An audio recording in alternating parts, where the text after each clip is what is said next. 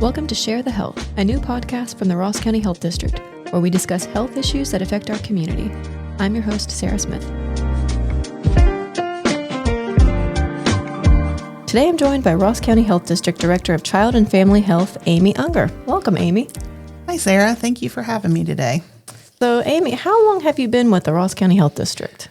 I originally started my career here at the health department in 2005 as a home visitor, fresh out of college. In 2010, I went to the Ohio Department of Health, actually, and worked there for a few years as a regional consultant for the Help Me Grow program. So did that for a few years and then decided that I missed working in my community at the local level. So in 2021, I returned back to the health department and came back as the program manager for the Help Me Grow program and transitioned into the role of the Director of Child and Family Health. And that's where I've been for the last 5 years. Awesome.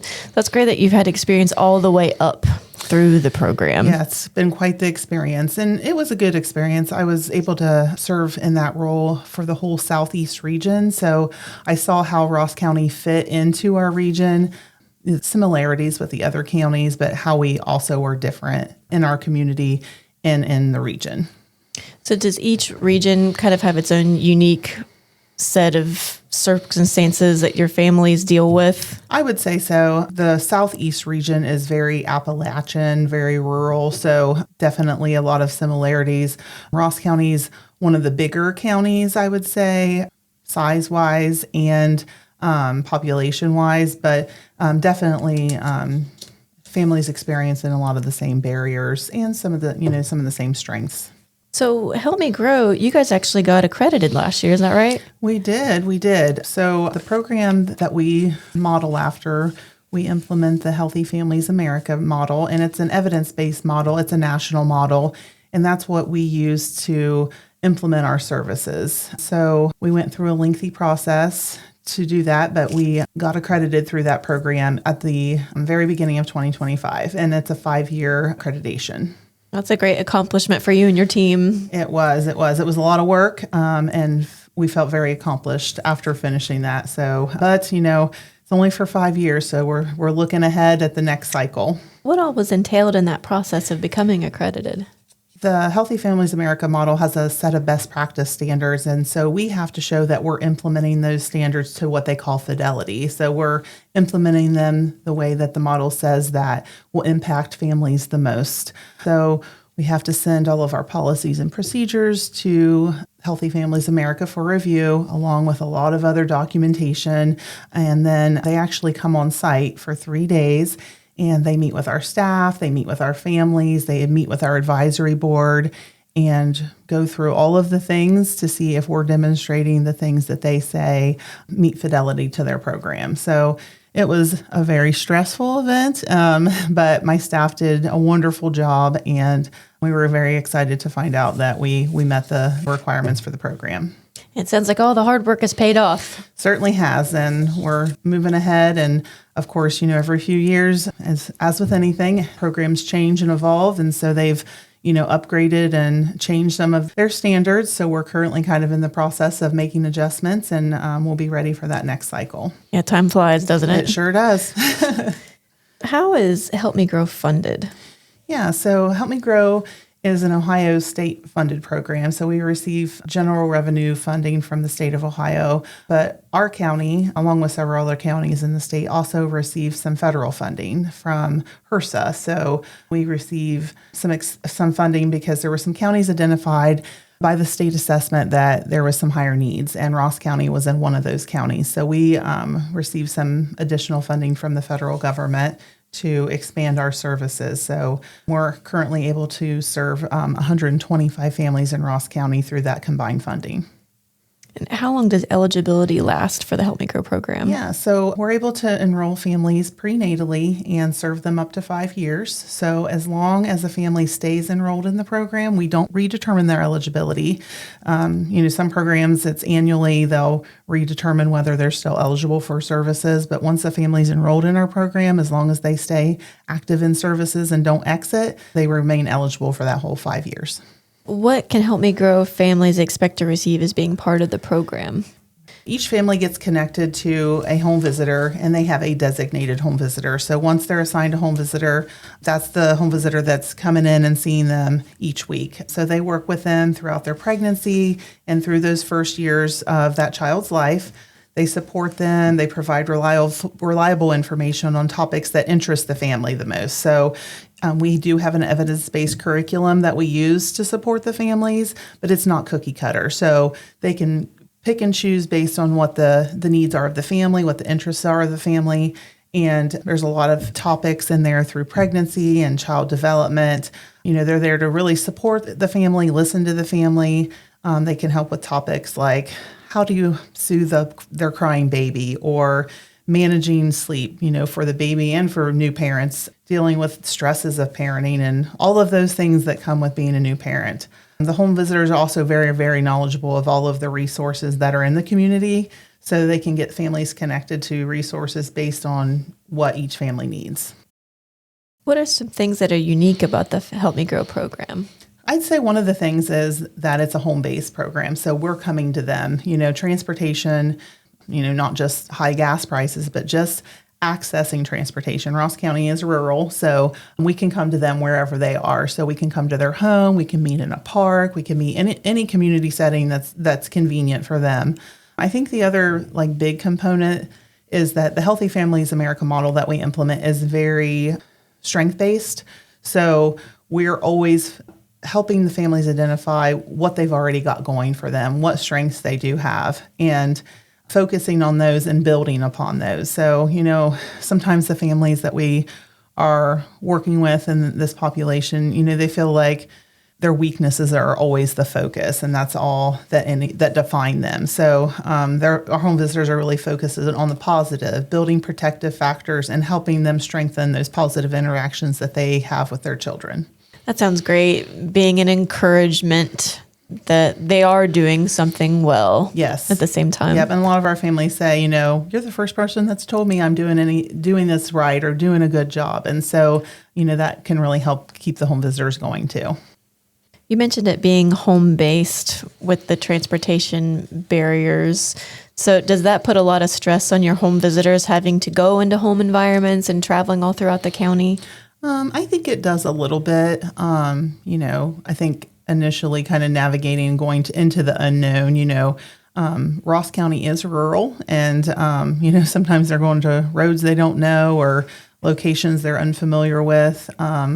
But it also gives them an opportunity to kind of be out of the office. They get to kind of make their own schedules and enjoy being out on a nice day. And I think being able to provide support to a family where they're most comfortable really helps strengthen the family and help build that relationship with the family because they're in a place that doesn't feel sterile, like an office setting. It probably makes the kids feel a lot more comfortable too. Oh, absolutely. For sure. The kids definitely are in their element when they're in their home. And that's probably what the home visitors want when they're meeting with them, right? Absolutely. Yes. So you also have monthly play groups that you hold for your families. Is that right? We do.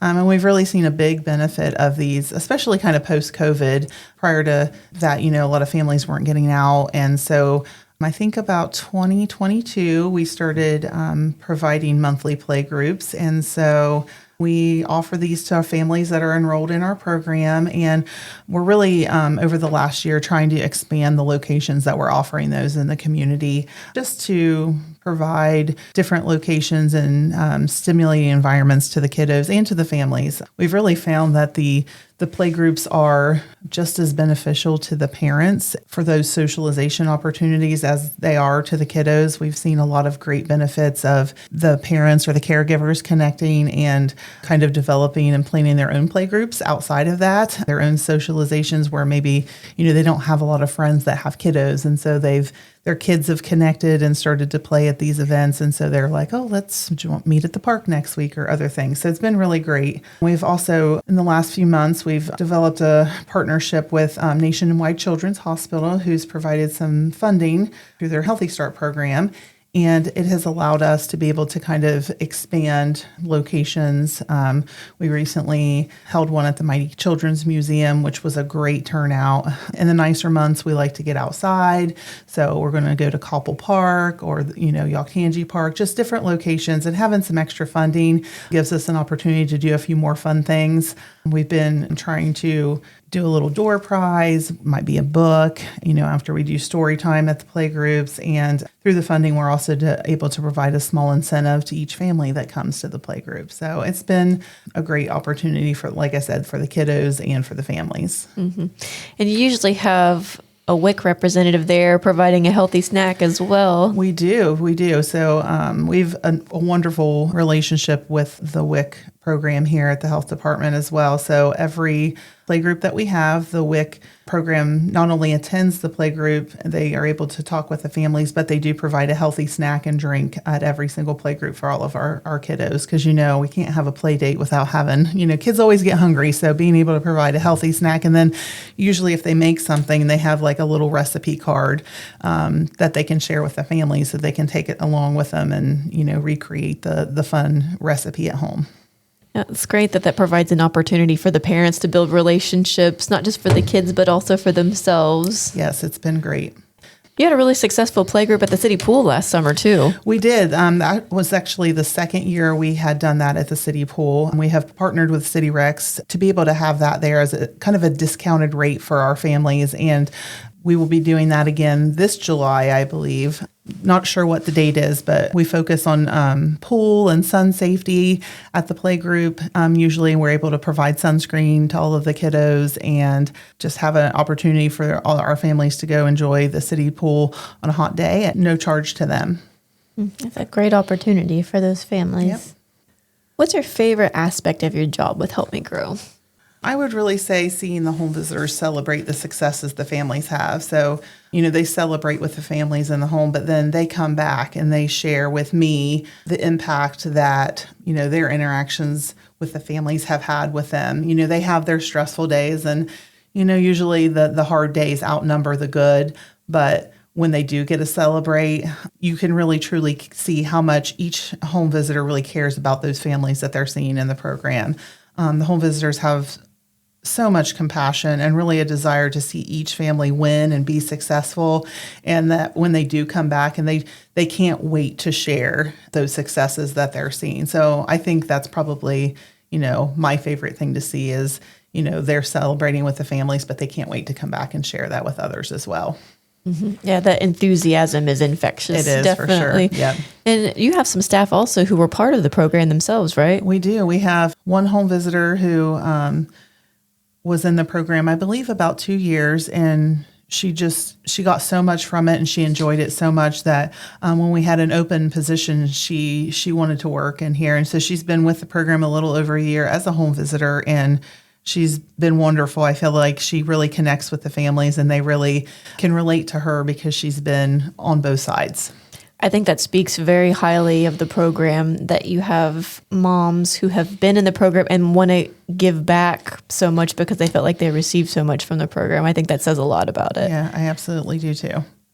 And you do a lot of seasonal activities as well with the families, right? Like things around Christmas. I know you guys do a spa day typically. Yeah, we really try to find different ways. So at Christmas time, kind of another opportunity we had to collaborate was an opportunity that we had with the local VFW. They have actually supported us the last 3 years, but they have given us funding that we've been able to purchase Christmas gifts for each kiddo that is enrolled in our program. So this last year, they donated $4,500 to us. And with that, we were able to buy gifts for the kids. We had our December play group ended up being like a Christmas party. We had Santa come in. Every child left with a Christmas book. So that was a great opportunity. And then in February, we like to celebrate our moms around Valentine's Day. So we've got an ongoing partnership with Pickaway Ross Career Technology Center with their cosmetology department, as well as the early childhood department there. So we're able to have our moms go out and kind of pamper themselves for a little spa day so they can get their hair cut, they can get their hair washed, they can get their nails done, kind of a variety of services. And then the early childhood department there is able to through the preschool, they provide childcare for our families, which is a huge, huge support. A lot of our families don't have that luxury to have somebody to be able to watch their kiddos while they go do something self-care for themselves. So by being able to tie that all in together and at no cost to our families has been a great blessing. And actually, it's been great for the Pickaway Ross because the cosmetology students get their hours that they need, as well as the early childhood students get to do some things that they need to do for their program as well by observation and things of the kiddos while they're there. So it's been a great collaboration, I think 3 or 4 years now. It sounds like everybody's winning with that. Everybody's winning. Yes, I do think so. And you also recently teamed up with Bottoms Up Diaper Bank. Is that right? That is correct. So the Bottoms Up Diaper Bank, they provide diapers. It's a kind of a national thing. So prior to 2025 summer, we were receiving funding through the state to be able to provide diapers and wipes and some other items to our families enrolled in the program. That funding was initially trickled down through some COVID funding. Middle of 2025, all of that funding ended, as we expected it to. But, we definitely saw that was still a need that our families had was, diapers and wipes were not getting any cheaper for sure, as was the cost of anything else that, families needed. So we kind of put our heads together and started looking around for what resources were out there. And we came across the Bottoms Up Diaper Bank. So we have been able to partner with them to get monthly diaper deliveries in all different sizes. And so they deliver them right here to our office. And then we use those to support the families in our programs, the Help Me Grow program. And it's kind of an incentive. So as long as they're meeting with their home visitor each month, at the end of the month, then they get 50 diapers to support them for completing their visits and then to kind of get through to the next month. So it sounds like a great incentive because diapers are expensive. They certainly are. My kiddos have been out of diapers for a few years now, but I went to purchase some for an event and was kind of surprised at how much they are. So, very excited that we've been able to collaborate with this partnership. Yeah, it sounds like it's going to be really beneficial to your families for sure. Yeah, for sure. So what are some of the other programs that are part of the Child and Family Health Division? Yeah, so Help Me Grow is definitely kind of the biggest program, but we have a couple other programs. So within our division of Child and Family Health, we also have the Cribs for Kids program. And Cribs for Kids is a safe sleep program. So we are able to provide safe sleep education to families in Ross and Pike County. And once they receive the safe sleep education, we are able to provide a free pack and play to them. So the eligibility for that program looks like WIC eligibility. So if they're eligible for WIC or Medicaid and they don't have a safe space for their child to sleep, we're able to do that. Kind of the only other criteria for that is that they would be at least 32 weeks gestation in their pregnancy or have a child under 1 year of age, so under 12 months, because that first year of life is where they're looking at the highest risk for sleep-related death. So we use the ABCs of safe sleep when we're educating each family. So the alone, on their back, and in a crib is what we're promoting. So when they come in, we do the education. It's about a 10 to 15 minute appointment. They get the portable pack and play, they get a fitted sheet, and then they get a sleep sack along with that. Kind of along with, safety, we also have the Ohio Buckeyes car seat program here, and that's also in our division. We have 2 certified child passenger safety technicians. I'm one of them, and then I have one of my home visitors serves in that role as well. And we educate families on the proper use and installation of car seats. Through the program, they can come in for a class, and then once they complete that class, they're able to leave here with the proper child restraint. That could be a convertible car seat, a combination car seat, or even a booster seat for the little bit older kiddos that should still be in a restraint. The same thing as far as eligibility requirements. They do need to be at least 32 weeks gestation. So the car seats that we have, they can use to bring their babies home from the hospital. And then they would need to be WIC eligible or Medicaid eligible. And the OBB program, we do just provide in Ross County. For car seat checks, can anyone request a car seat check for free? Yeah, so that is actually something else we do. So the other car seat technician and myself are able to check car seats. So lots of parents and grandparents, want to make sure that they have installed their car seats properly, or maybe they just want help putting it in for the first time, whether it be the first car seat or they're transitioning their child to a different car seat. So yes, we do offer checks here at the health department.